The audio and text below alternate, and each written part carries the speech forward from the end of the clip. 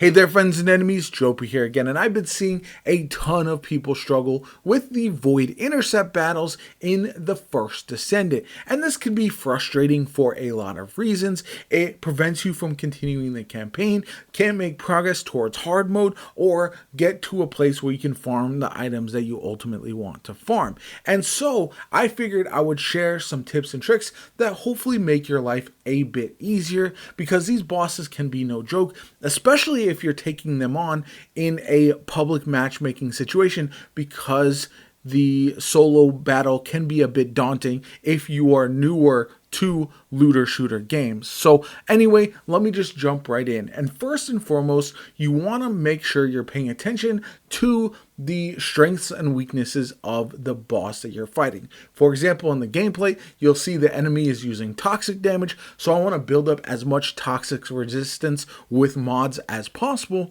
and that boss is weak to electric, so I want to use electric with my weapons and also with my abilities. That's why I'm running Bunny. She can typically be very squishy as well, but keep a couple things in mind. One, shields are not that strong in the game right now. They break very easily. So for this build, I'm using overwhelming HP, which reduces my shield to 1 and increases my max HP. Alongside that, I am using all of my mods as well as my reactor and external components to jack up my HP and defense as high as possible without worrying so much about the shield. I really don't want any shield bonuses whatsoever. The other thing to remember is that you can actually improve your mods, so make sure you're using the upgrade versions of the mods, because they are going to make a world of difference.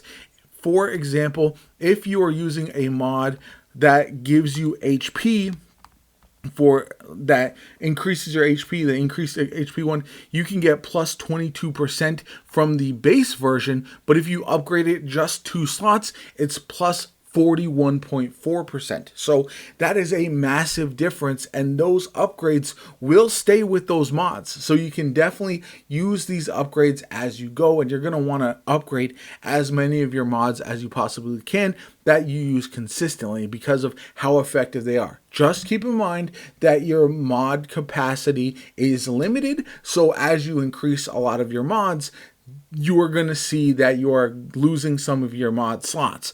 So having a balance between having upgraded mods versus having a variety of different mods is something to keep in mind. But if you do ultimately get something like a Transcendent mod for one of your characters, you can actually increase that mod, upgrade that one in order to reduce the total mod cost. So you can kind of wiggle with it a little bit. Very important to do so if you are going to be making progress in the game. When you get from a operation into a Void Intercept battle, which is typically how it works in this game, you are going to be under-leveled for that boss, and so upgrading your mods is a way to level the playing field. You can also farm some weapons or some of those reactors or external components that are going to be at the highest level you're currently at, so that way you make sure you're fully upgraded before heading into the battle.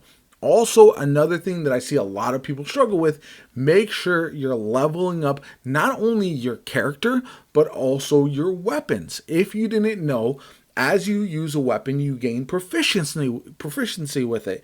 And as that proficiency increases, the weapon is going to be that much better. So if you use a weapon that you're not proficient with, you're not going to do as well with it. I'm like, for example, proficiency level 23 with the Thunder Cage that I was using in the gameplay, and it does make a massive difference. Plus, if you are level 25 with your character while you jump into one of these Void Intercept battles, you are really going to struggle because your HP and everything is going to be much lower than the max it could possibly be. So there's a lot of ways to upgrade your character to get ready for these various battles and boss fights and everything like that. Another thing to keep in mind, you can upgrade other things like your reactor as well. You can use a weapon that maybe is a favorite, like for example the Thunder Cage, and level that up. I wouldn't recommend typically infusing weapons to level up others all that often, because otherwise you'd be doing it all the time.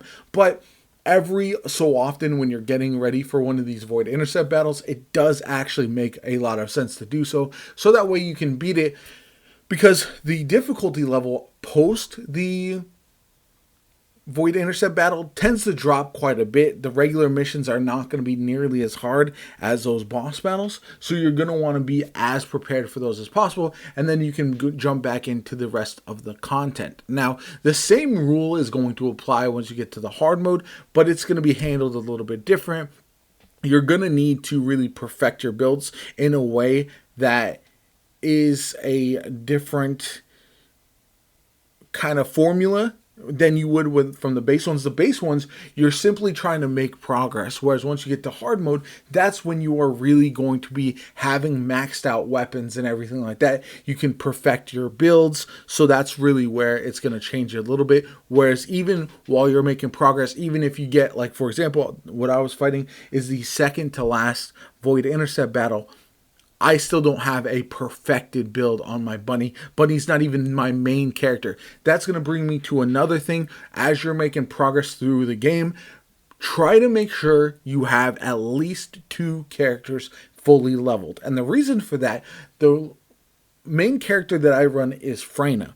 She is a toxic element character, and the boss that I fought was incredibly strong against toxic damage. So using her would have been a big detriment. I wouldn't have been able to use any of her abilities against that boss and do much damage whatsoever. So for that reason, you're much better off having 2 characters at a bare minimum leveled up. Now, as you face off against hard mode bosses, you may want to have a bunch more characters leveled, so that way you have a bit of variety. Some bosses are going to be weak against other characters, and some bosses are going to be easier fights depending on who you're using.